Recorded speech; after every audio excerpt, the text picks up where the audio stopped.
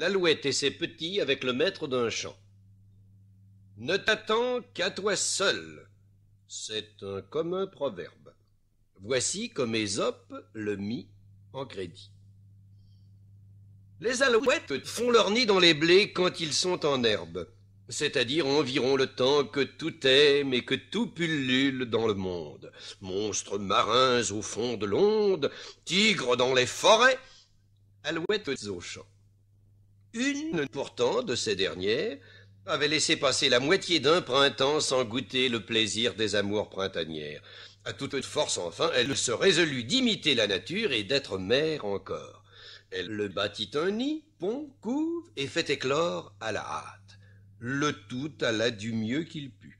Les blés d'alentour mûrs avant que la nitée se trouvât assez forte encore pour voler et prendre l'essor. De mille soins divers, l'alouette agitée s'en va chercher pâture, avertit ses enfants d'être toujours au guet et faire la sentinelle. Si le possesseur de ces champs vient avec son fils, comme il viendra, dit-elle, écoutez bien, selon ce qu'il dira, chacun de nous décampera. Sitôt que l'alouette eut quitté sa famille, le possesseur du champ vient avec son fils.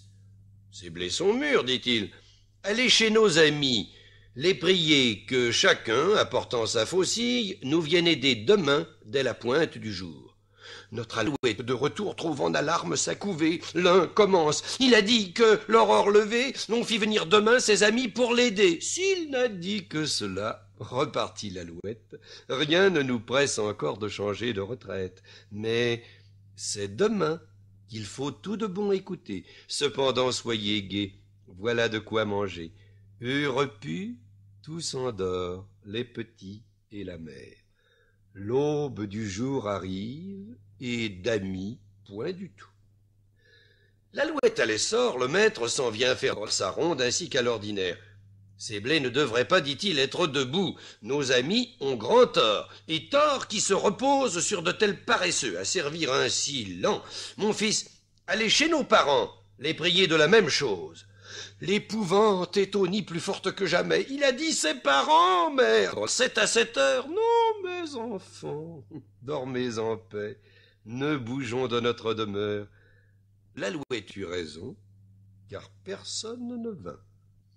Pour la 3e fois, le maître se souvint de visiter ses blés.